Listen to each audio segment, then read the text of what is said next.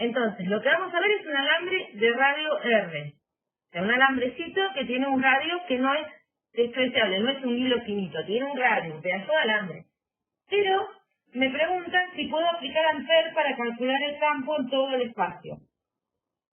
Para eso, dos cosas tenemos que ver. Esto que es llamativo, que ya es subrayado el todo, y recordar la ley de Ampère. La ley de Ampère relaciona la circulación del campo magnético μ0 por la corriente neta enlazada. Si yo tengo una corriente neta enlazada igual a 0, lo que significa es que yo puedo llegar a tener un campo, pero que la circulación me va a dar 0. Y vimos el otro día ejemplos de firitas, solenoides y demás, que había campo, yo ponía las curvitas cerradas, las amperianas, y veía que de un lado el campo trazaba la componente tangente, o sea, la parte del campo que daba sobre la curva, iba sumando ese producto escalar y veía que por ahí un lado de la curva me daba positivo y el otro negativo. Básicamente lo que circulaba por un lado, circulaba al revés por el otro. Para hacer la curva cerrada, el diferencial de L en algún lado se da vuelta, queda opuesto. Entonces me termina dando 0. En cambio, si yo tengo dentro una corriente neta, esa corriente neta agrega líneas de campo que circulan y que se suman a las de un campo que esté fuera, a las de las corrientes que generan campo que vienen desde afuera. Y esas líneas que se suman terminan dando una circulación del campo distinta de 0. El todo, que está puesto en si puedo usar Ampère para calcular el campo de un alambre, está relacionado con la idea de que yo necesito tener ciertas simetrías. Lo mismo que con Gauss, no puedo estar cerca de los bordes, porque los bordes me arruinan la simetría. Bien, entonces, vamos a asumir que para poder seguir que el alambre es relativamente largo como para poder aplicar Ampère. Ahí me pregunto si la corriente está uniformemente distribuida. Y es una pregunta un tanto retórica, porque es un alambre. Los alambres son metales. Y a menos que el alambre lo haga de, no sé, viste, en medio de cobre, no sé, le vaya cambiando el tipo de material, haga algunas cosas extrañas, le haga agujeros, algunas cosas, que es un alambre de un metal, no hay ningún motivo para que la corriente no esté uniformemente distribuida. Exactamente. Pero, bueno, es algo que no se puede preguntar, digamos, porque es eso, lo que vamos a ver después, que es un cable, lo llamamos cable, pero es un cable muy particular, y ahí no va a estar tan uniformemente distribuida, y vamos a ver a qué me refiero en este caso. Pero en general en un alambre va a estar uniformemente distribuida, así que por eso no se haga un problema. Tenemos dos regiones en el alambre ahora, porque el otro día resolvimos el alambre finito, entonces adentro no nos preocupamos, pero el alambre no es finito. Así que hay dos regiones, la de adentro del alambre y la de afuera del alambre. Pero no, en todos los casos, si suponemos un alambre típico, que es cilíndrico, yo, tanto adentro como afuera, puedo asegurarme que tiene la simetría cilíndrica. Entonces que yo voy a poder tener un campo circulante sobre circunferencias concéntricas centradas en el mismo alambre. Entonces, esas dos regiones aseguran que yo pueda seguir aplicando Ampère. Ahí tenemos el dibujito del alambre. Fíjense, están dibujadas una curva, lo que está en amarillito, el mismo color que el alambre, es un trozo de alambre, ¿no? Un pedacito. Los violetas, las flechas violetas indican la dirección en la que se va la corriente. Esta curva amarillita es lo que sería el contorno del alambre ahí, el radio del alambre, mientras que las curvas celestes indican una circunferencia concéntrica con el alambre de menor tamaño y una circunferencia concéntrica con el alambre de mayor tamaño. Y las necesito las dos, una para ver el campo adentro del alambre y la otra para ver el campo fuera. Fíjense que con la regla de la mano derecha que les enseñamos el otro día para jugar con corrientes y campos, ustedes llegan a la misma conclusión que el dibujo. Si pueden verificar que teniendo la corriente en esa dirección, el campo les tiene que girar como muestran las flechas azules. Porque el dedo pulgar tendría que ir en la dirección y sentido de la corriente, o sea, siguiendo la flechita violeta. ¿Se acuerdan Entonces, que esta la hacíamos al revés? Porque, o sea, se podría deducir esto mismo desde George Sabat, pero que había un truco para hacer las cosas más rápido que pasar por George Sabat, que era poner el pulgar sobre la corriente y ver cómo circulaban los dedos. Si vos querés seguir con el dedo pulgar la corriente, tenés una sola posición de la mano, que es mirando hacia la pantalla. Y entonces los dedos se cierran justamente para la pantalla. Cerrás la mano para la pantalla y te queda esa misma dirección y sentido de campo que está dibujada ahí, en el esquema que hizo Marisa. ¿Se entiende? Utilizar otra vez la regla de la mano derecha, pero de otra manera. En este caso, para hacer la regla de la mano derecha, ustedes ubican el dedo pulgar de la mano derecha siguiendo a la corriente. En este caso es siguiendo a la flecha violeta. Entonces, ¿qué quiere decir el dedo pulgar siguiendo la flecha violeta? Que vos con la uña de tu dedo te tiene que quedar en la punta de la flecha violeta que está dibujada ahí como corriente, ¿sí? Para hacer eso, el resto de los dedos se te cerró, ¿sí? Para el lado de la pantalla. Los dedos se quedaron cerrados como si vos agarraras ese conductor, que coincide justamente con las líneas de campo que están dibujadas tangentes a esas circunferencias. El campo circula siguiendo al resto de los dedos de la mano derecha. Esto es para saber de antemano, para dónde apuntaría el campo, porque acuérdense que cuando queremos aplicar esta ley, pareció lo que nos pasaba también un poco con Gauss, era que uno tenía que más o menos saber para dónde apuntaba el campo, ¿no? En este caso, cuando apunta el campo magnético B. ¿Y eso cómo lo sabemos? Bueno, tenemos que encontrarnos alguna manera para aproximarlo o conocerlo. Y una manera es esta, seguir la corriente con el dedo pulgar, y entonces el resto de los dedos de la mano derecha nos apuntan en la dirección del campo magnético. ¿Sí? Y ahí queda justo esta circunferencia. Porque este campo, acuérdense, que circula, ¿no? Que sigue al seguir la cortita de cilíndrica, que quería decir que en cada punto va a ir apuntando en una dirección, sentido diferente, ¿sí? Chicos, un comentario que justo que por ahí no se entendía y que ahora por ahí se entiende mejor, es si ustedes que hubieran querido usar la idea del producto vectorial tal cual Biot y Savart, fíjense en que Biot y Savart lo que pide es el elemento de poner los dedos en la dirección del elemento de corriente, los dedos, no el pulgar, y girar en la dirección del versor R que va del punto del elemento de corriente al punto donde yo quiero calcular. Si hacen eso son dedos hacia arriba, palma hacia arriba, cerrando los dedos, le sale el pulgar hacia la pantalla. Que es lo que nosotros les damos ahora es un atajo, que reproduce lo mismo que nos predice Biot y Savart. ¿Está bien? O sea, hacer eso es exactamente lo mismo que pulgar en la dirección de la corriente y dedos, y para donde rotan los dedos, alrededor de la corriente, nos da el campo. Pasa que la otra es más fácil porque no hay que acordarse ni del producto. La que estoy dándoles ahora no hay que acordarse de la ley. Logramos ver que este dibujito que está acá, que estaba en el CIR tiene razón y el libro está bien hecho el libro, ¿viste? Bueno, no sé nosotras, pero en el libro sí. La integral de circulación del campo magnético escalar del diferencial de L, que es el elemento, la integral de circulación del campo escalar del diferencial de L, donde el diferencial de L acá, en este caso, cuando vamos a aplicar Ampère, es un diferencial de longitud sobre la curva amperiana.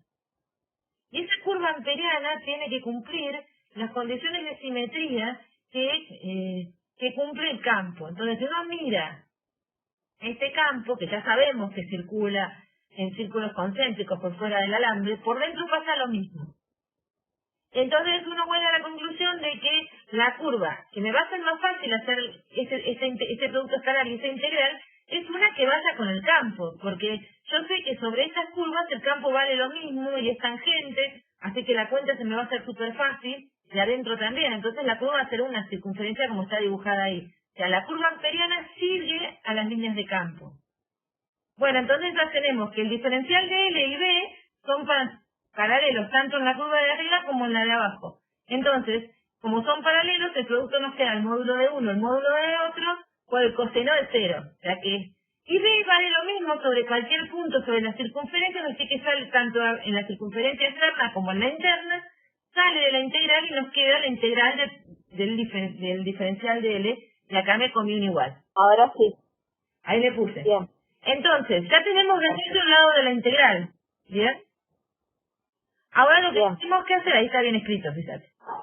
Ahora lo que tenemos que hacer es ver el lado de la corriente. Entonces, fíjense, cuando el radio es menor que el radio del alambre, que yo tengo que calcular la corriente encerrada. Pero la corriente encerrada no es toda la corriente del alambre, porque es la que agarra la superficie, esta gris. O sea, no es toda la que atraviesa el alambre, porque si yo solamente tomo esta amperiana, entonces es la corriente que atraviesa esta amperiana. Esto enlaza, no enlaza toda. Todo lo que está amarillo por fuera de esta amperiana, o sea, que está dentro del alambre pero fuera de la amperiana, no está atravesando la amperiana. Pasa por afuera.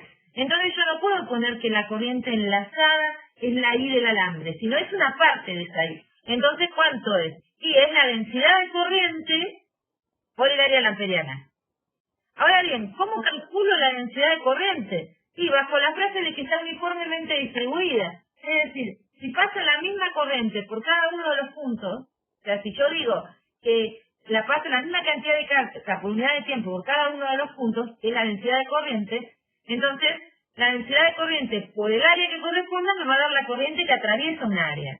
Entonces, la corriente que es, la densidad de corriente yo puedo decir, bueno, la total, ¿qué me tiene que dar? Y si yo agarro la densidad de corriente y la multiplico por el área total de mi alambre, de la sección transversal de mi alambre, entonces ahí va a tener la I.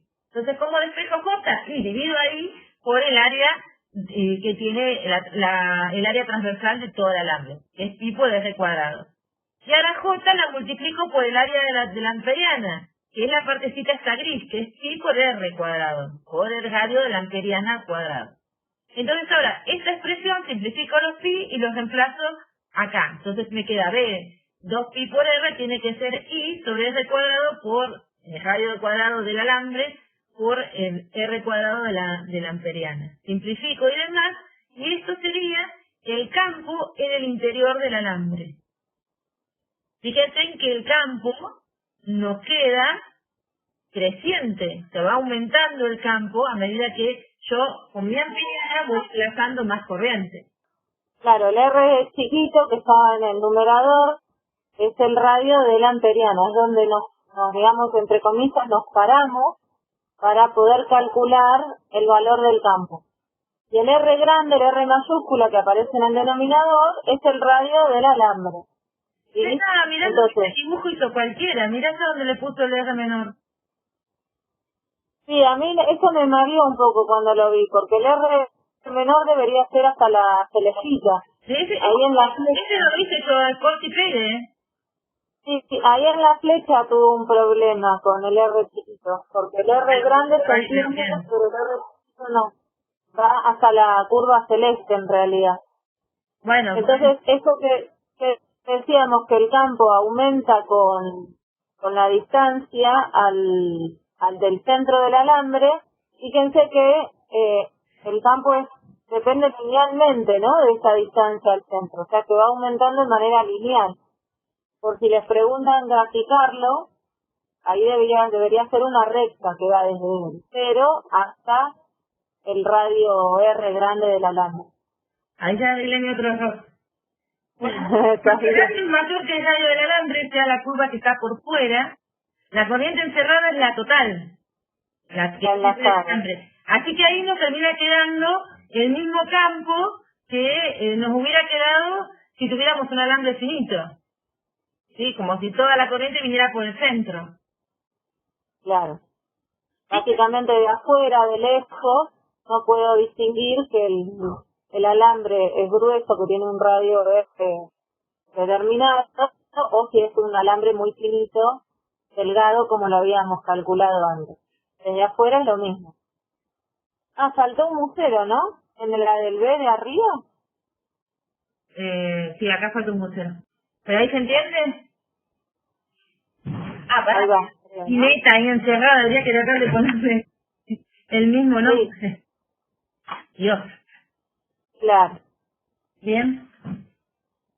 Bien, y ahí tenemos un dibujito Ahí está, Albert. que representa el campo en función de la distancia. Y ven que la parte lineal que les decía Flavia, que va como mu 0i sobre 2pi de r cuadrado por r, linealmente con el radio de la amperiana, y después cuando llega al radio del alambre empieza a decaer como 1 sobre r. Pero es continuo. O sea, cambia el tipo de función, pero en el punto vale lo mismo. Podés calcularlo, justamente lo que decíamos era que en cualquiera de las dos expresiones tenés el mismo resultado. Por eso podés tener este punto de unión entre la gráfica lineal de 0 a r grande y entre la gráfica de r grande a mayores que decae como 1 sobre r. Ahora sí, el cable coaxial. El cable coaxial lo que es un cable que va por el centro, no sé cuántos, por eso son más jóvenes, Radio, no sé cuántos han visto un cable coaxial. No sé. Ahora se hace... Ya no. Claro, yo no sé si viene algo con este tipo de cable, ¿no? Sí, algunas cosas he visto, pero no sé. Pero, bueno, es un cable sólido por dentro, un cable grueso. Ese amarillito que está acá sería el interior, es un cable, por ejemplo, de bronce o de cobre creo que es. Cable de cobre, grueso, y en ese espacio que hay, con el cascarón cilíndrico que va por fuera, hay generalmente algún plástico o material así aislante, y finalmente lo que está por fuera, esto que se ve más grisecito, generalmente es una malla metálica. Y generalmente es muy fina, entonces a veces no se hace diferencia entre el radio interior y interior del casquete cilíndrico, de esta malla metálica, sino que se le da un solo valor de radio porque es muy finita comparado con este alambre grueso del medio, digamos. Entonces, de vuelta tenemos que mirar la ley de Ampère, para ver si la vamos a poder aplicar acá. Tenemos que mirar si tenemos simetrías, si nos sirven las simetrías del problema. ¿Ustedes qué piensan? ¿Tenemos algún tipo de simetría? ¿Se relacionan algo con lo que hicimos recién? Me faltó que destacar en la figura que la corriente que viene por el alambre del centro se va por la de afuera, está conectado en los extremos, de modo que lo que viene por un lado se va por el otro. Fíjense que el del medio tiene corriente en esta dirección y el cascarón de afuera la tiene para el otro lado. Claro, las corrientes van en sentidos opuestos, Sí. pero son del mismo valor. La magnitud de la corriente que circula por el conductor interior es del mismo valor que la que circula en el cilindro exterior, pero van en sentidos opuestos. Dice, sí, para mí es como recién, pero no sé si está uniformemente distribuida la corriente. Buen punto, es cierto. Uno de los datos tendría que ser si sabemos que está uniformemente distribuida la corriente. Si van en sentido opuesto, están uniformemente distribuidos, bueno, una cosa no implica la otra, ¿sí? No. Sentidos opuestos es una particularidad de cómo está construido este cable y para lo que se usa. Uniformemente distribuida tiene que ver con esto que les hablaba hoy Marisa al principio, que el metal, por ejemplo, que el alambre interior no tiene ninguna soldadura, o es solo el mismo metal, ¿no? Que lo que haga que... Pensar que no lo va a estar, digamos. Claro, que digamos que la corriente justamente sí va a estar uniformemente distribuida porque no tiene por qué tener una dirección preferencial o tener corriente acumulada en un sector y en otro no, sino que va a estar circulando lo mismo en las mismas secciones paralelas del conductor. ¿Está bien? No hay cúmulo de corriente en un lugar y en otro nada, ¿sí? Circula por todo el conductor de la misma forma. Bien. Entonces, pensando en eso, que está uniformemente distribuida y eso, ¿se puede aplicar lo mismo que hicimos en el caso del problema anterior? Sí, la respuesta es que sí, podemos hacer eso. Perfecto. ¿Cuántas regiones tendríamos acá? Ahí está ahí uniformemente distribuida, ya la contestamos. Sí, hay 4 regiones. Y en todas vamos a poder asumir la simetría cilíndrica para el campo, ¿está bien? ¿Se entienden las 4 regiones? Una sería dentro del conductor de radio A, ¿sí? La otra sería entre A y B, o sea, fuera del conductor interior, pero dentro del conductor exterior. Otra región sería dentro del conductor exterior, o sea, entre B y C. Y la última región, la cuarta, es fuera de todo, que sería para un radio mayor que C. Bien, entonces vamos a empezar a trabajar. Planteamos de vuelta la integral de circulación de B para calcularla. Empezamos por el lado este lado como siempre. Y acá no tenemos muchas complicaciones. O sea, cualquier región que nosotros apliquemos, si asumimos que el campo, al tener esa simetría cilíndrica, va a comportarse en cualquier región como si tuviera un alrededor de un alambre, sea circunferencias concéntricas con el alambre de radio que va variando en las distintas regiones, yo puedo llegar a resolver la misma integral y decir, bueno, pongo una circunferencia, sobre esa circunferencia el campo es tangente, el producto escalar me da D por L, y después B es uniforme, sale de la integral. O sea, lo mismo que hicimos recién para un alambre solo, por dentro y por fuera lo podemos ir haciendo en las 4 regiones que tenemos acá. Así que el lado de la integral nos sigue dando el campo por 2pi por R. Pero tengo que ahora centrar la atención en que esa expresión va a ser mu cero por la corriente encerrada y el corte y pegue sabés que faltan los mu ceros, fíjate. Sí. Bueno, ahí me lo arreglo. Si tienen el radio menor que A, es lo mismo que cuando estábamos recién con el alambre. ¿Sí? Claro. Tengo que ver cuánta corriente es. Que acá pusiste re grande y acá sí era A. Bueno, ¿viste? En la expresión. Ay, el amor de Dios. Quedó todo mezclado, ahí va, el A, claro. Ahí está arreglado. Y ahora vamos a hacer todo el problema. Bueno. Eso por ahí parece mentira, pero es para cuando ustedes hagan los exámenes, lo que se les mande, tengan cuidado que no les suceda esto que pasó acá. ¿Por qué? Porque ustedes tienen que tratar de dejar todo expresado en función de los datos del problema, ¿sí? Este es el mismo caso del alambre que calculamos en la filmina anterior. Y ahí lo volví a escribir a lado a ver si se ve. En mu cero por IR. Perfecto. Sobre 2pi al cuadrado. Perfecto. Y vamos a tener errores de esto en los siguientes porque hay corte y pegue. Así que si no lo vi antes, no. Estaba bien el A cuadrado, Mari, sobre 2pi al cuadrado. Es para que se vea mejor que un A, porque por ahí no...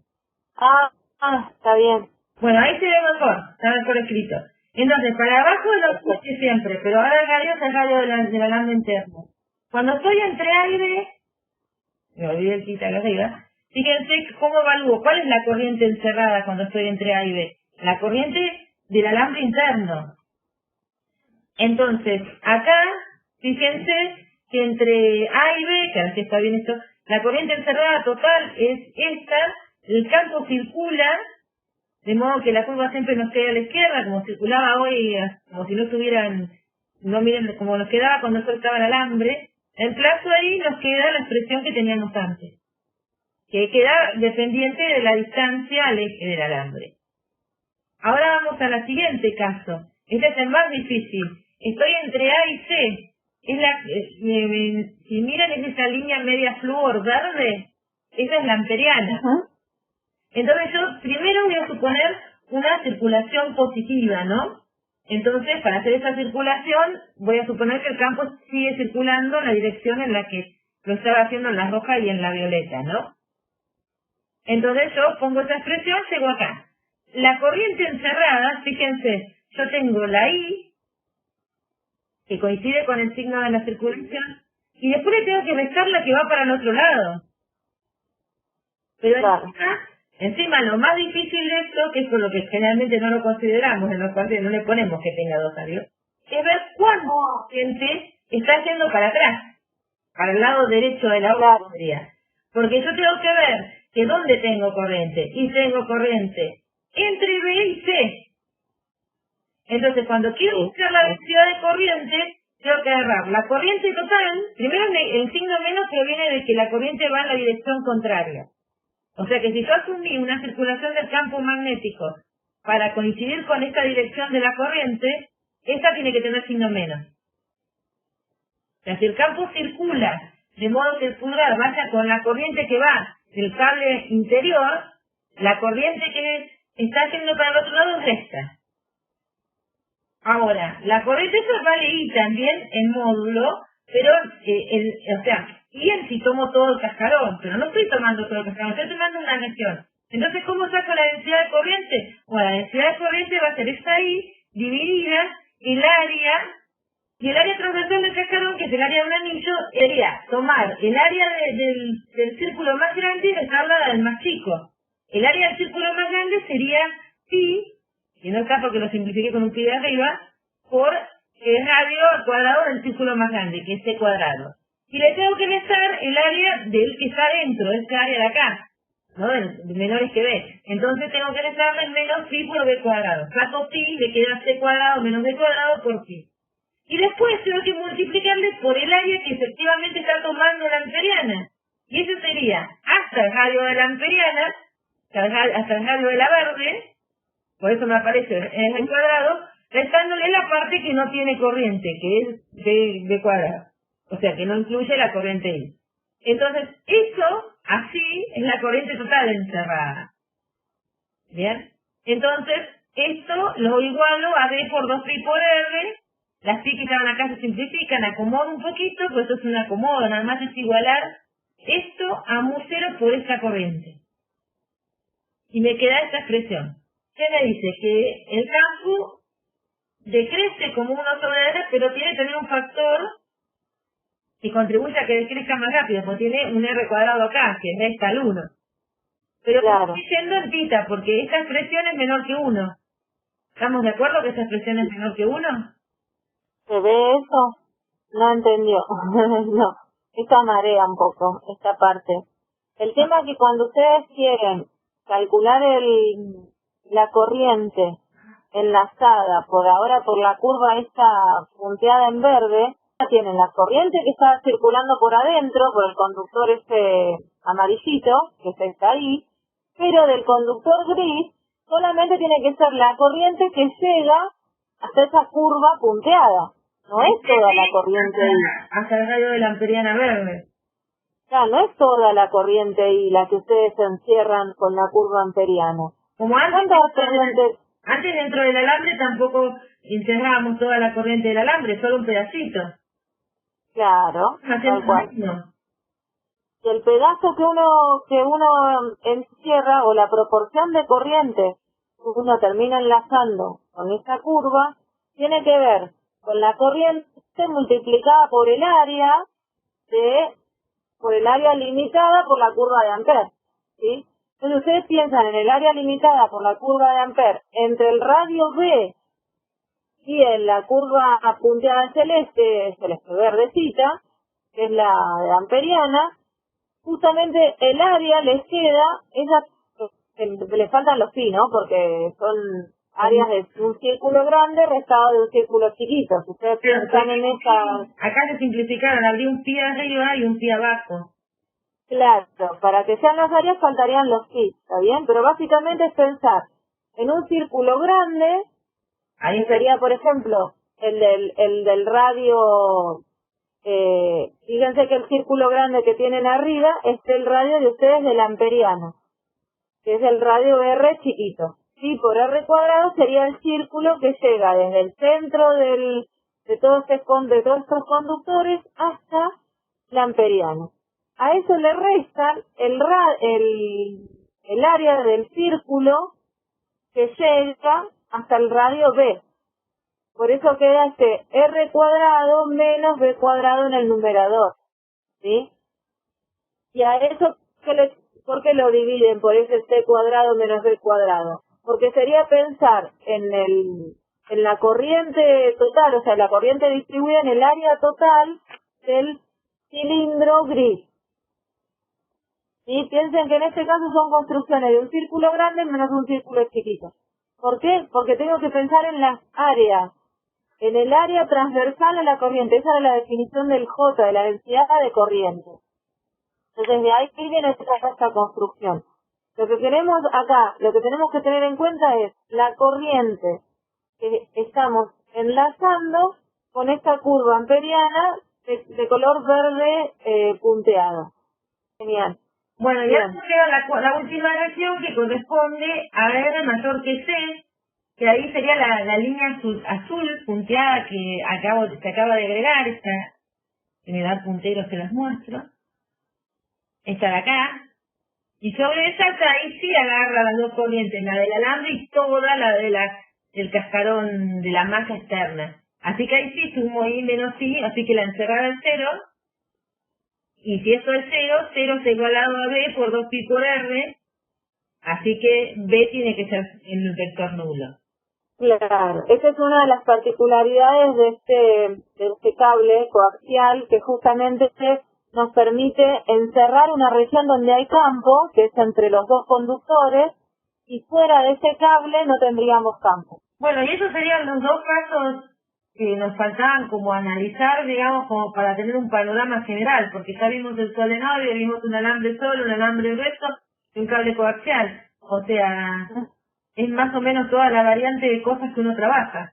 Y las espiras que no se pueden hacer por amper, digamos.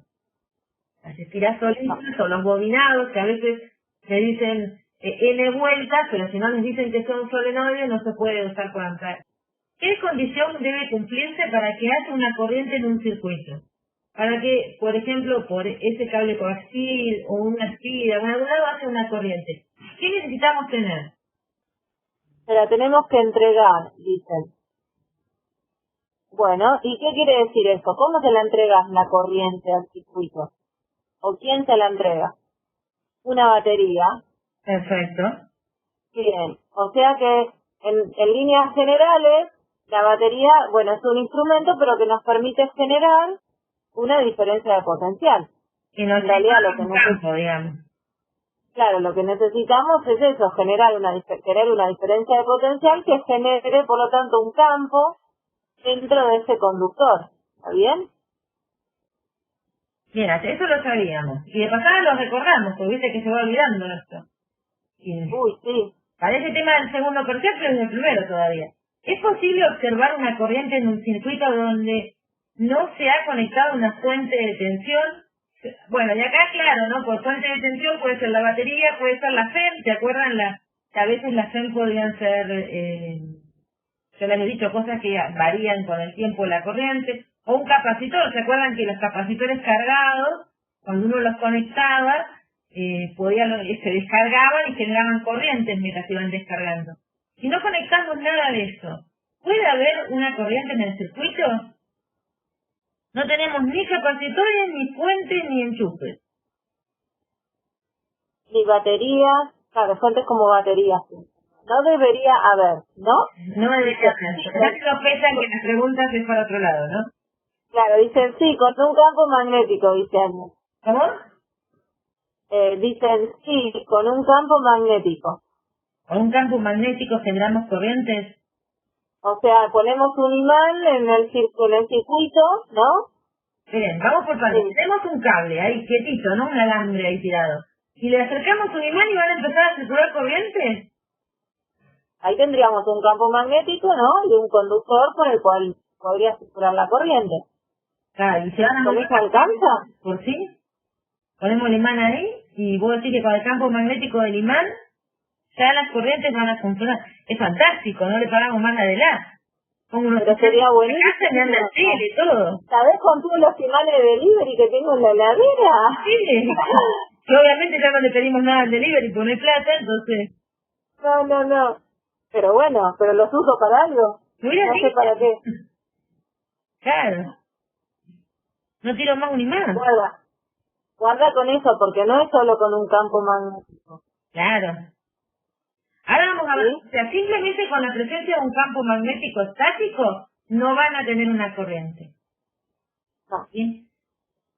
Eso es importante. O sea, ustedes pueden poner todos los imanes que quieran por la casa. Mientras los dejan ahí, eso no va a generar que la heladera funcione. O sea que, Flavia, no sigas juntando imanes de delivery. Tal cual, ya está. Aguantar la misión porque no va a funcionar. A ver, dicen, Entonces, la respuesta a la segunda pregunta es que no. O sea, ¿es posible observar una corriente en un circuito donde no se ha conectado una fuente de tensión? Tenemos capacitor cargado, pero hasta ahora no. Con lo que sabemos hasta ahora sería no. No, claro. ¿Sí? La respuesta sería no. Hasta ahora, con la información que tenemos de que si no ponemos una fuente no vamos a lograr corriente, no, eso no va a ocurrir. O sea, no vamos a lograr corriente, no vamos a generar una corriente por andar poniendo imanes por la casa. ¿Cómo se relaciona el flujo del campo magnético con las líneas de campo magnético? ¿Se acuerdan cómo? Fíjense, este es un flujo, a ver, del campo magnético, y la integral no es cerrada, ¿no? O sea, ¿cuánto da la integral de flujo del campo magnético? Dice, ¿cómo se relaciona con las líneas de campo B? Claro. ¿Qué tengo que hacer para que...? Daba cero. Daba cero si la superficie era cerrada, ¿no? Claro. O sea, en una superficie cerrada, las líneas de campo magnético entran y salen, ¿se acuerdan? Así que en una superficie cerrada sí, seguro da cero porque no podemos tener monopolos, no hay, o sea, no podemos separar el norte del sur, así que siempre tenemos una especie de dipolo y eso hace que el flujo neto nos dé cero. Pero, pero en una superficie abierta, ¿cómo calcularíamos el flujo del campo magnético? ¿Y por mu cero que pusieron recién? ¿Eso me quisieron poner? Pregunto porque no, por ahí no estoy entendiendo la anotación. Sí, bueno, ojo, porque I por mu cero en realidad era la circulación del campo. Claro. Eso tiene que ver con Ampere, no es una integral de flujo. La de Ampere es de circulación. Acuérdense, de L para circulación, para curvas, y de A para flujo, o sea, de L es cuánto del campo acompaña a la curva, y de A lo vamos a tener en cuenta el flujo como cuánto del campo atraviesa un área. Claro. No, igual estuvo re bueno que pongas eso porque es uno de los errores que siempre aparecen en el parcial cuando estamos con esto, ley de Ampere y eso, porque por ahí se marean. Tiene una, y mejor que me pregunten acá. Claro, obvio. Justamente eso, la ley de Ampere habla de la circulación. Tiene que ver con un producto escalar del campo y un diferencial de curva. En cambio, esto es el producto del producto escalar del campo con un diferencial de área. Entonces tenemos que pensar las líneas de campo que atraviesan un área. Chicos, o sea, básicamente esta es una integral de flujo de un vector, que en particular es el campo magnético, pero a través de una superficie abierta. Si la hacemos cerrada, si la superficie la cerramos, nos tiene que dar cero. Y es la ley de Gauss, con superficies cerradas, tenemos la ley de Gauss del campo eléctrico que nos da la carga neta encerrada sobre epsilon cero. Y la ley de Gauss para el campo magnético que nos da cero. Cero. El campo magnético no circula. Digo, no diverge, circula. Entonces, la integral esa de flujo en una superficie cerrada está relacionada con la divergencia del campo. ¿Bien? Entonces, si hacemos la superficie cerrada, la integral de flujo nos da cero, el campo magnético no diverge. Circula. La circulación está relacionada con la ley de Ampere. ¿Bien? Ahora, volvamos a esta, que es el flujo del campo magnético. Como no es una superficie cerrada, ese flujo puede valer lo que valga. ¿Sí? Depende cómo ubiquen ustedes la superficie, significa cuánto del campo, cuántos vectores cambian, líneas de campo atraviesan efectivamente la superficie donde están calculando el flujo. Pero lo importante es recordar que la primera respuesta no es cero, porque el cero está asegurado solamente si la superficie es cerrada. Si no, valdrá lo que tenga que valer. Tienen que ir y ver cuánto vale. Tenemos un sí. Bien. Esto es una región donde existe un campo magnético y los puntitos, ¿qué significaban? Claro, campo saliente, ¿no? Bien. Los otros dos tienen dibujadas las flechitas. Entonces nos preguntan, ¿cuánto vale el flujo del campo magnético B a través de las espiras de radio A y N vueltas en los siguientes casos? Vamos al caso 1. ¿Cuánto crees que vale? Es una espira de radio A y tiene N vueltas. Ahí es difícil.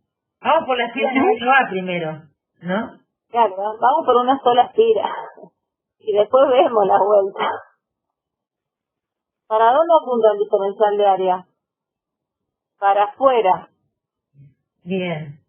Están pero no entienden, se están mareando. Bueno, a ver, queremos calcular el flujo del campo magnético sobre la superficie de esta espira circular de radio A, en la primera imagen.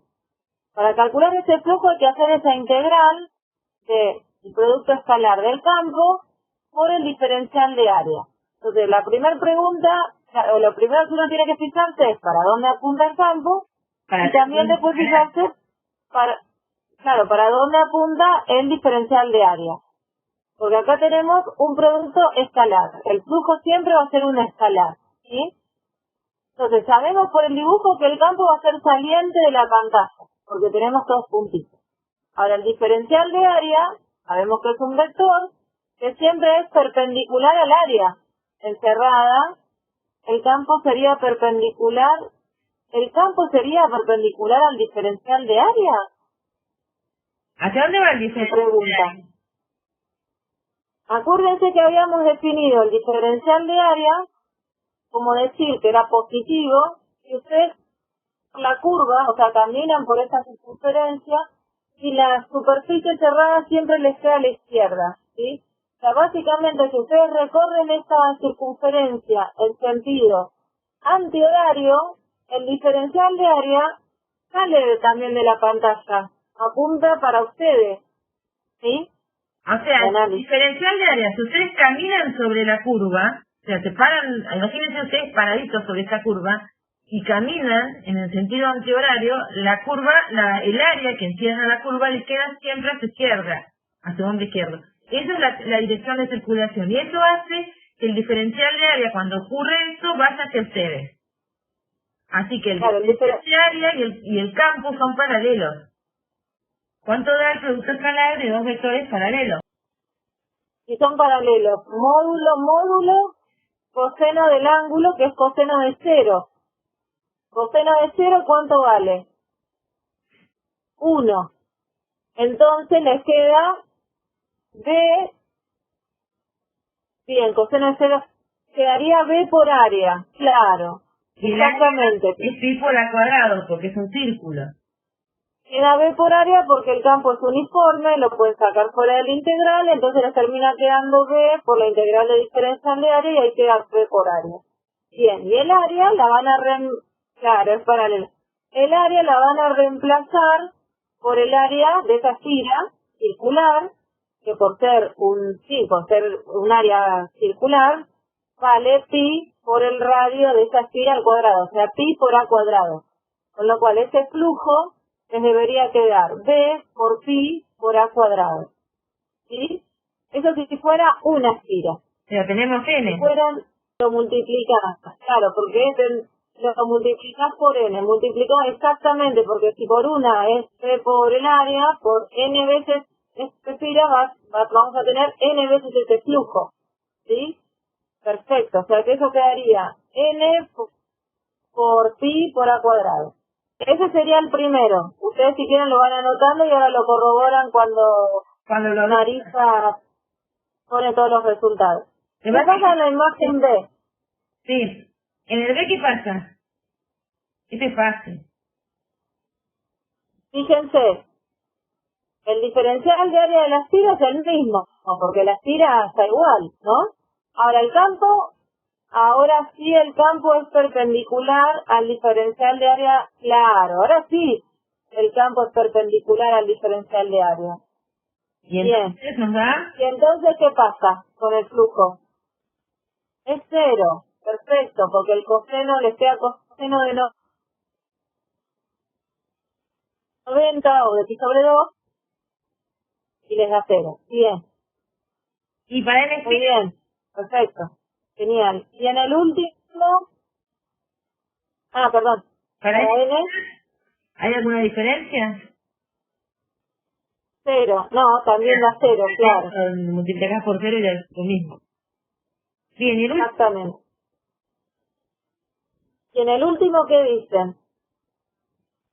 Hay que ver las componentes del campo, dicen. Claro, pero ¿cómo lo pondrían en general? Le están dando el ángulo. El producto estelar, ¿qué les da?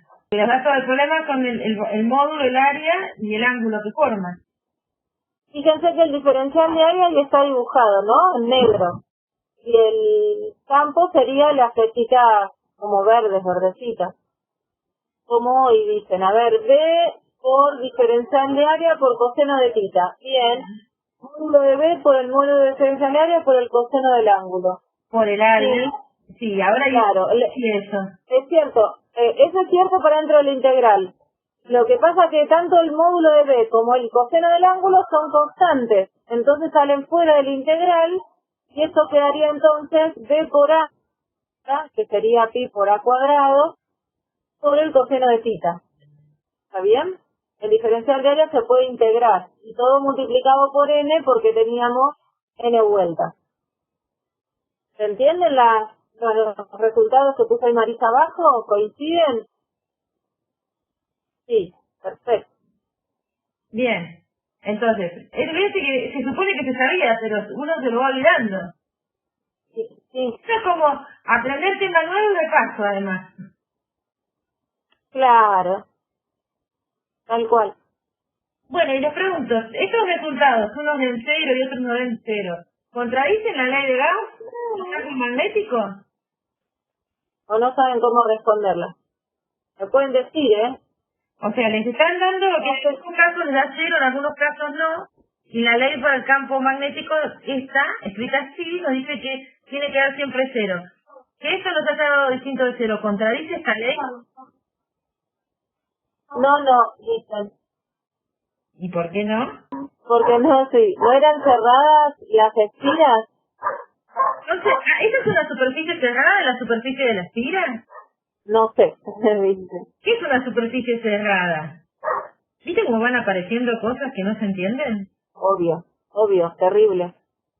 Entonces, en forma particular no nos pasa tan a este nivel. Acá ya lo vimos muchas veces y salen antes las cosas. Es como un anillo, ¿no? Dicen. No sé, esto es como si fuera un plato. Estas espiras son como si fueran plato.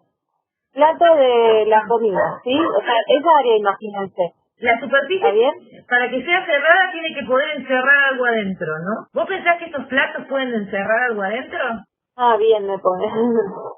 Ahí son superficies. O sea, la superficie de una esfera también es una superficie, por ejemplo. Pero en este caso, Sí. dentro de la esfera podemos tener algo. La superficie de un cilindro también es una superficie, pero es cerrada. Dentro yo puedo tener algo. La superficie de un plato o de un círculo, como en estos casos, no puedo encerrar nada dentro. Con eso no puedo encerrar nada, ¿sí? Es plana. Claro. Y aunque no lo fuera plana, se tiene que cerrar. Así que sea, no sé, la forma de no sé, se me ocurre nada, una lente o algo así. Si eso no... Claro. Tiene que tener... Es difícil de circular. Tenemos que encerrar algo adentro. Piénsenlo así. Si no, no podemos decir tener algo adentro completamente cubierto por la superficie. Entonces, esa no es cerrada. Entonces Superficies abiertas. dicen que no contradicen porque no son superficies cerradas. Perfecto. Y dice, justamente la ley de Gauss tiene el flujo, tiene un cálculo sobre el flujo, el campo magnético, pero la característica es que es sobre una superficie cerrada. Entonces a veces, sobre todo cuando uno repasa por ahí esta materia, como que agarra una desesperación cuando dice, no, pero el flujo del campo magnético me daba algo, pero también me tenía que dar 0. Y hay una sutileza ahí, que justamente la ley de Gauss da siempre 0 para el campo magnético, porque la ley de Gauss siempre tiene que ver con superficies cerradas. ¿Sí? Y eso trae como consecuencia esto que dice Marisa, y que ya lo repetimos por ahí algunas veces más, es que no existen los monopolos magnéticos. Entonces, justamente es muy importante que ustedes tengan presente que la ley de Gauss para el campo magnético siempre da 0. Pero el flujo del campo magnético en una superficie que no es cerrada puede dar 0 como no, como puede dar el valor que les dé del flujo, que son los ejemplos que están puestos ahí como 3 casos ahí arriba. Un comentario también acá importante es que, como la ley de Gauss para el campo eléctrico la usa un montón, uno se queda con la idea que la única ley de Gauss que existe es la del campo eléctrico. Claro. Hay una para el campo eléctrico y una para el campo magnético. La del campo magnético, en estos problemas en los que ustedes ven ahora, no les está sirviendo demasiado. O sea, así que por ahí más adelante conseguimos a ondas para hacer alguna cuenta, pero no está tan útil. Por eso ustedes la borran de su cerebro, digamos. No, existe y vale cero. Y nadie la contradice. Claro. Bueno, pero ahora ver que algunas de las cosas que estuvimos diciendo recién sí se contradicen. Y una es esta de que podemos lograr corrientes sin la necesidad de fuentes, capacitores, etcétera. El experimento que nosotros lo llevábamos siempre al aula con Flavia y ahora ya no lo tenemos, lástima. Sí. Pero este exacto lo teníamos, ¿te acordás? Sí, tal cual. Eso que fíjense, lo que hay acá, a ver si se mueve más, esto es una bobinita, es como un plástico que tiene alojado una gran cantidad de estiras, es un solenoide grandote de cobre. Y los dos extremos del cable del solenoide van a sería como un multímetro, está en una función que se llama galvanómetro, porque es como un amperímetro súper sensible, o sea, mide más que nada pequeños apartamientos de la corriente del cero. O sea, es un perímetro medía corrientes. Esto mide corrientes pero chiquitas. ¿Bien? Es unos centímetros más sensible. Entonces, fíjense lo que hizo Faraday en sus experimentos. Obviamente no con estos aparatos, ¿no? Porque hace como 200 años. Esto que tiene en la mano, vamos a suponer que Faraday, es un imán. Entonces él vio, por ejemplo, que si introducía el polo norte del imán a las espiras, esta espira de acá está representando el solenoide y él venía con sus dedos, con su mano y metía el polo norte del imán hacia adentro de la espira, circulaba una corriente que la podía detectar y era tal que uno podía decidir que iba en esta dirección, ¿sí?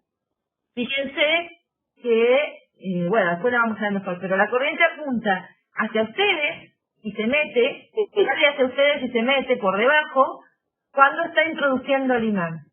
Después hace un segundo experimento donde se quieto al imán. Se queda quieto ahí con el imán, tal como Flavia con sus imanes de heladera, en el intento de que la heladera circule alguna corriente y pagarle menos a Adela, y no funcionó, ¿no es cierto, Flavia? No. Hay que pagarle de la. Y después, me engañaron. Si la segunda es, lo corre hacia atrás, lo aleja al polo norte del imán, y la corriente circula al revés que cuando lo acercaba. ¿Alcanzan a ver las flechitas violetitas de la corriente? ¿Se ve que la corriente cambió de sentido? De arriba circulaba para un lado y abajo para el otro. Acá se mete y sale hacia ustedes por abajo.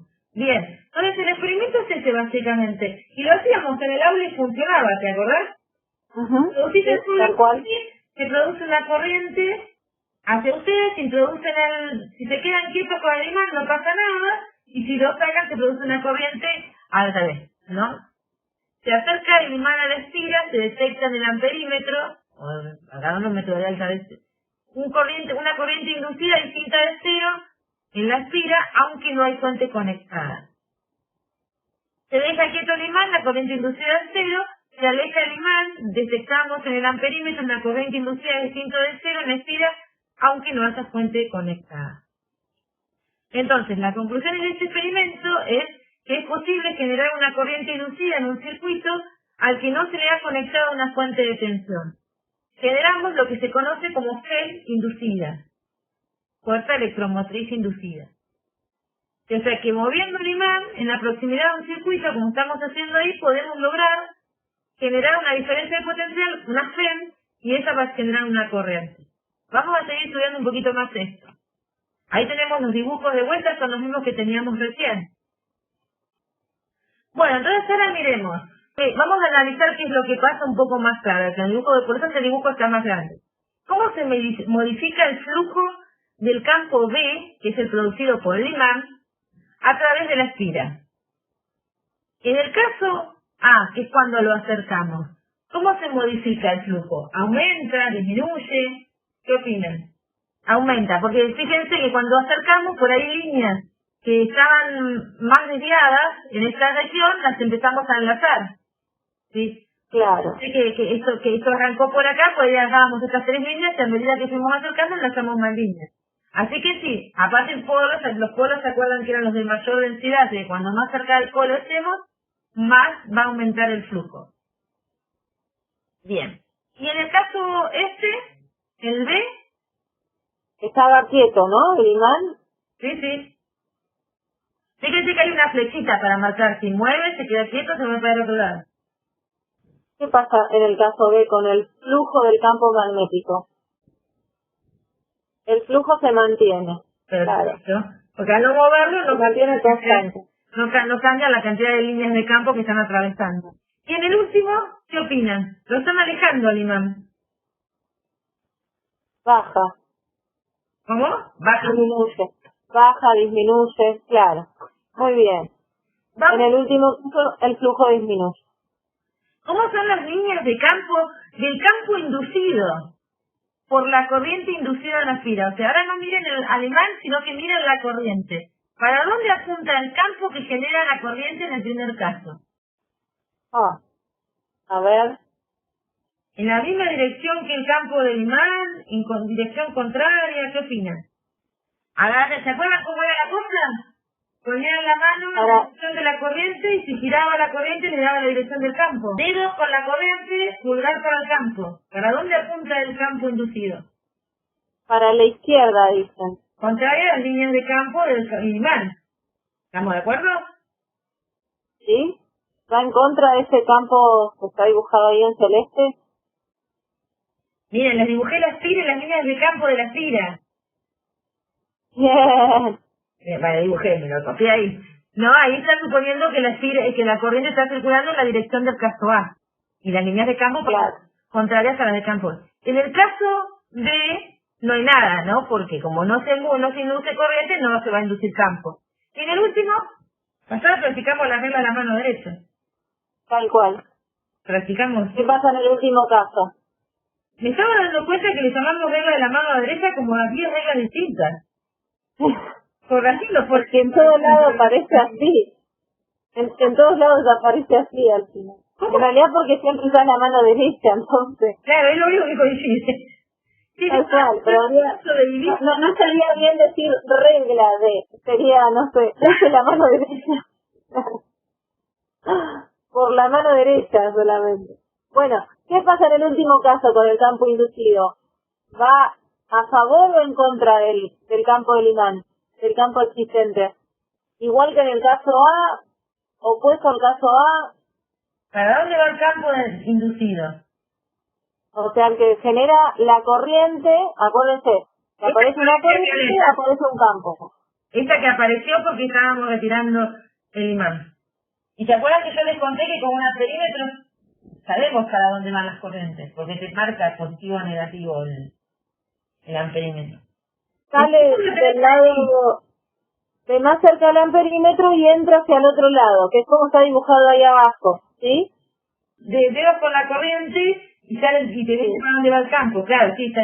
O sea, uno ya lo tiene internalizado. Mira la esfera y dice, dedos con la corriente de la esfera, pulgar para el campo. Mira el alambre y dice, dedos con el pulgar con el alambre, dedos para el campo.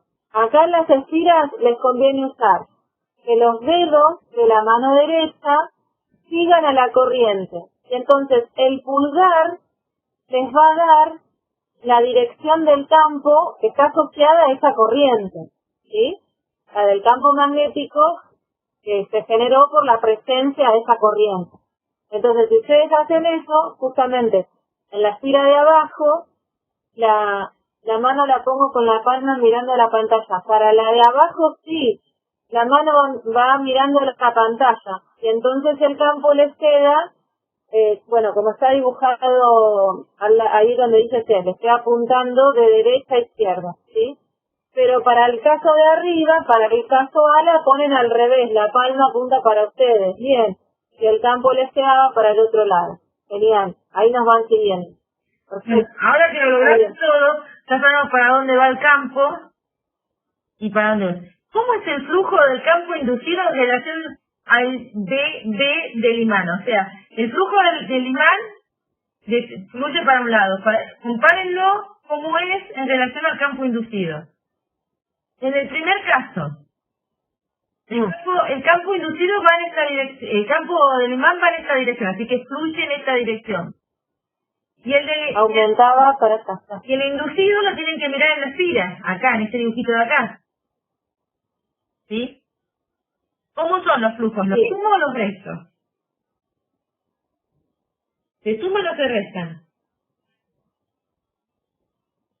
Se resta.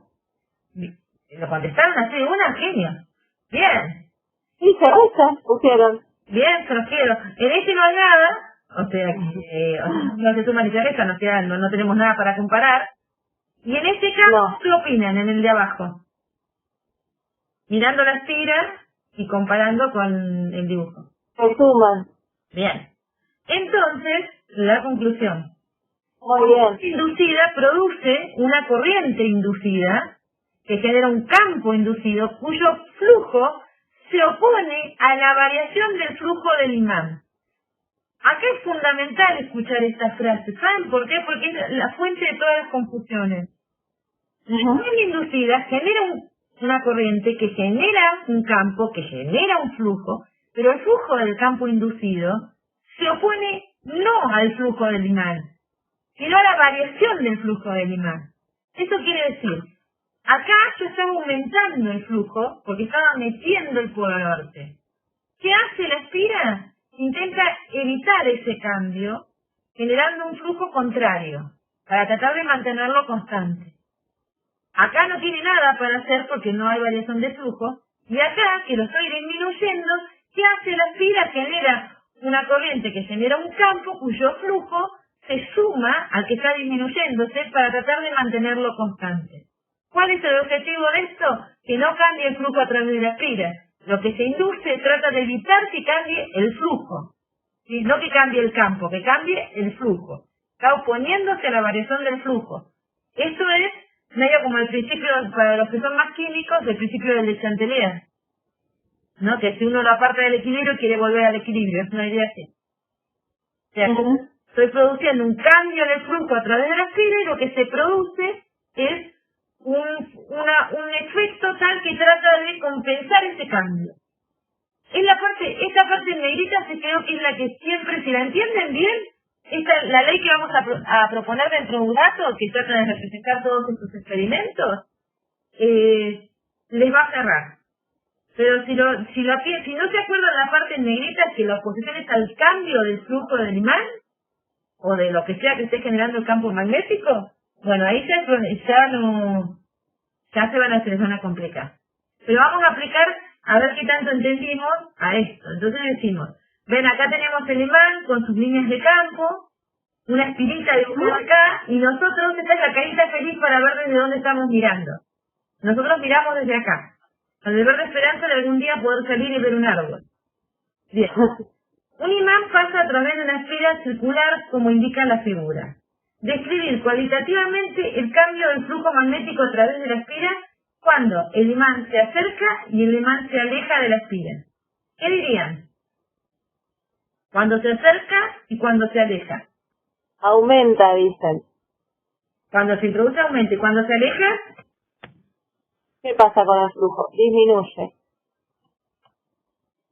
ahora, indica la dirección de la corriente inducida en los casos del inciso A. ¿Hacia dónde va la corriente? En el caso 1, en el que el imán se acerca, ¿hacia dónde dicen que iría la corriente? Digamos como que circula entrando a la pantalla, Por arriba, saliendo, ¿entra en la pantalla o sale en el punto de arriba? Para decir un punto. entrante a la pantalla. Dice, entrante a la pantalla. Bien. Y mirándola de este lado, ¿no? Sí. Y para que creo que van a aparecer juntas. Y para el otro caso, Y en el caso que decrece, en el caso que se aleja el imán, saliente de la pantalla, o sea, para el otro lado. y si miramos desde la carita feliz, se vería así la corriente. Se ponen de frente con esa carita feliz y verían esa circulación.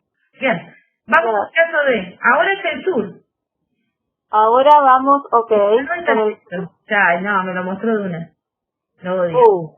Ya está. Repetirlo otra vez ahora. Es el polo sur, me quedó algo, se cambió de llamación. Ya es ahora el polo sur del imán, el que apunta en la dirección de la estira. Entonces, vamos a ver. Si va al polo sur y se acerca a la estira, ¿aumenta o disminuye el flujo?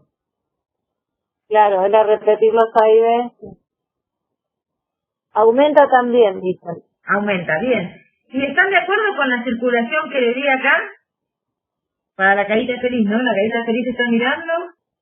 Aumenta porque había más líneas de campo, es cierto. ¿Y les daría esa circulación de corriente inducida? En el caso de Claro. ese ejemplo, ahora que el sur, sí, porque el campo estaría para el otro lado. Claro, al estar aumentando necesitamos que se generen líneas de campo en la dirección contraria al campo para contrarrestar. Sí, claro. Bien, y en el caso Exactamente. de, bueno, decrece. Ahí estaba. ¿Y están de acuerdo con las líneas de campo en la otra dirección?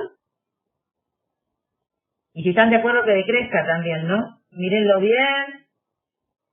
Se aleja. O sea, el imán ahora se aleja, ¿no? El imán se aleja de la estira, pero con el polo sur apuntando a la estira. Pero por estarse alejando, ¿qué pasa con esa línea de campo? Cada vez son menos líneas las que atraviesan el área de la estira, entonces el flujo disminuye. ¿Está bien?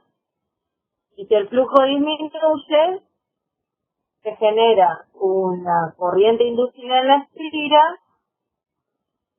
que a su vez genera un campo inducido dentro de la estira, dentro de la superficie de la estira, que va a favor de ese campo, del campo del imán. Entonces, la corriente les quedaría, como está marcado ahí, si lo ven desde donde está la carita, ¿no? Les queda entrante arriba en la pantalla. Digamos, entra de arriba, sale de abajo. Entonces ahora vamos. ¿Cambian las respuestas anteriores si dejamos quieto el imán, fijo el imán y movemos la estira? ¿Es lo mismo? Dicen que no. Que no, es lo mismo llevar el imán hacia la estira que la estira hacia el imán. ¿Bien? Bien. Acá tenemos dos dibujitos interesantes porque hasta ahora dibujábamos las líneas de campo de los imanes por fuera, pero nunca los dibujamos por dentro. Yo les dije circulan, pero no les mostré el dibujito de adentro. Así que a la izquierda tienen un imán, ven que dice sur y norte, se ven las líneas que siempre venimos dibujando por fuera, pero por dentro fíjense que van al revés. Afuera van de norte a sur y adentro van de sur a norte. Y acá tienen las líneas de un solenoide. ¿Sí? ¿Se parecen en algo el solenoide y el imán? ¿Cómo ven esas líneas? Ya casi terminamos. Sí, se parecen. Dicen que sí, que se parecen. De hecho, uno modela los imanes como solenoides, digamos, muchas veces. Sí. Así que se parecen. Fíjense que por dentro siguen justo al revés. Bueno, entonces vamos a ver. Ahora lo que hizo Faraday es, en lugar de posar el imán para centrar y sacar, jugó con un solenoide.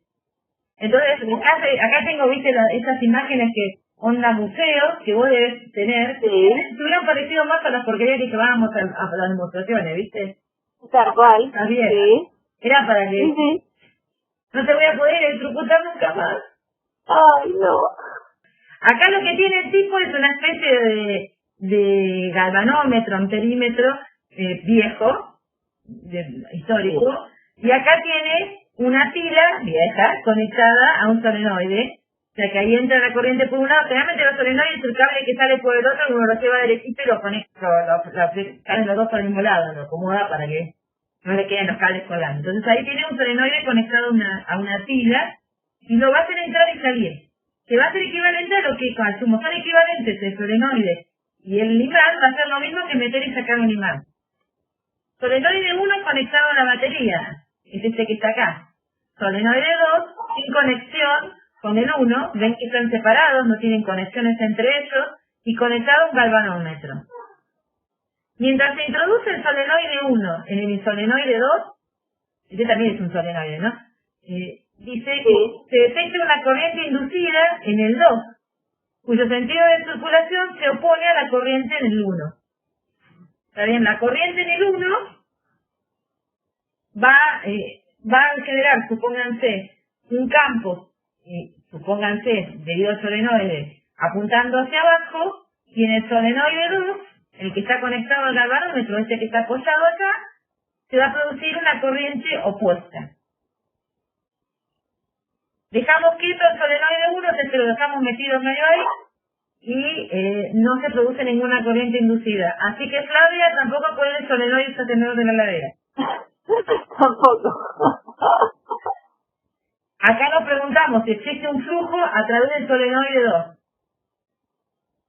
sea, este está conectado a una pila, con lo cual, sin duda, hagamos lo que hagamos, lo movamos o no lo movamos, él va a tener un campo magnético, ¿sí?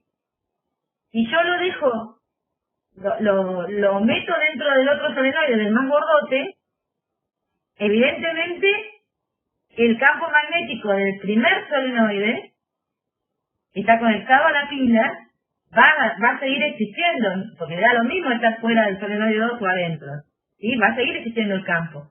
Así que va a haber un flujo a través del solenoide 2 porque está el campo del solenoide 1. Pero si yo no lo muevo, ese flujo no varía. No varía, pero no me acuerdo por qué. Porque está bien, no importa. Porque piense que el campo del solenoide, si nosotros no lo movemos, no habría ningún cambio en el campo del solenoide, está ahí. Sí, si está quieto, está quieto. O sea, el campo se genera el solenoide y listo. ¿Sí? Así que acuérdense que el moverlo tenía que ver con que si había más líneas de campo que atravesaran la superficie. Entonces acá al quedarse quieto son siempre la misma cantidad de líneas que atraviesan siempre la misma superficie, con lo cual el flujo no cambia.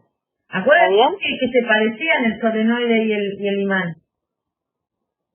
Y bueno, y ahora vamos al último caso, que mientras se saca el solenoide, cuando lo estamos sacando, supongamos que ahí lo está sacando, Faraday, se detecta nuevamente una corriente en el solenoide 2, cuyo sentido de circulación es la misma que la del solenoide 1.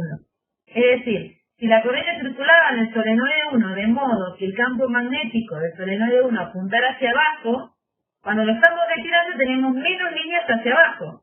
Así que el solenoide 1 tiene que generar un campo que sume a las líneas de campo que se están perdiendo. Así que va a hacer circular la corriente en la misma dirección para lograr eso. ¿Cuál es la conclusión de la experiencia? Que es posible inducir una FEN mediante un campo magnético variable generado por otro circuito. En el caso anterior lo podemos generar con un imán. Ahora, con otro circuito también lo podemos generar. La FEN inducida se opone a la variación del flujo del campo del circuito 1 en el 2.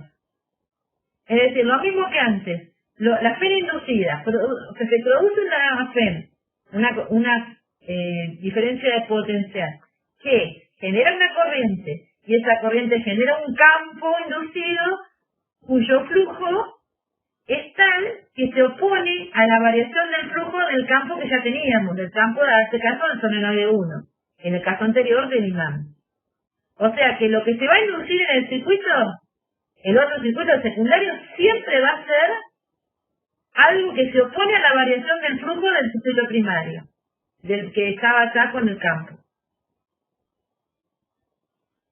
Entonces acá viene la ley. La ley de Lenz establece. Bueno, acá es de la historia, ya terminamos, chicos, creo que es la última. La ley de Lenz establece que la corriente inducida genera un campo magnético inducido cuyo flujo se opone a la variación del flujo a través del circuito. Y la ley de Faraday es como la traducción de eso en una ecuación. Entonces dice, la FEN inducida en el circuito es igual a menos la variación del flujo magnético a través del mismo.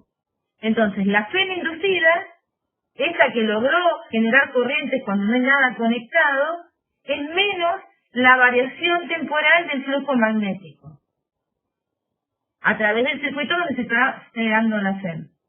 Generalmente en muchos libros le llaman ley de Lenz al signo menos de la ley de Faraday, porque este enunciado lo que dice habla de la oposición.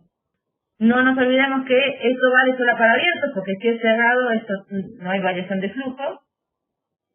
Y para las próximas clases, que no sé cuándo serán, vamos a tener que pensar de qué manera podemos variar el flujo magnético, porque, por ejemplo, podemos cambiar el campo, podemos variar el campo magnético, podemos cambiar el área del circuito, o sea, si por ejemplo estamos haciendo inducir una corriente en una espira de área más grande, tenemos más flujo, por ejemplo.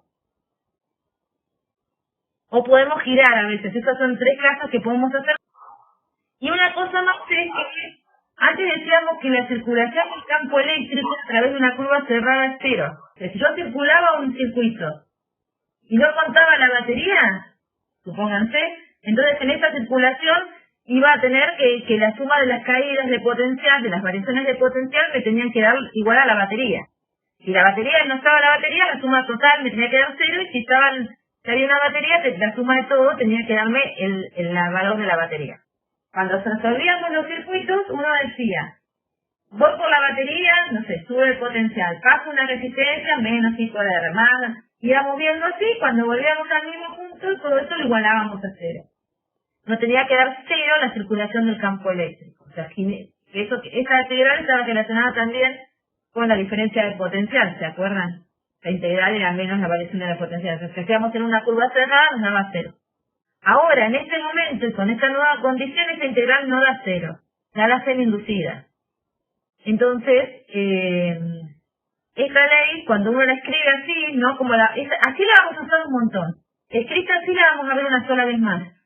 Pero decir, el campo eléctrico ahora sí circula. Ahora, en un circuito puede haber una circulación de campo eléctrico que me permita el movimiento de cargas.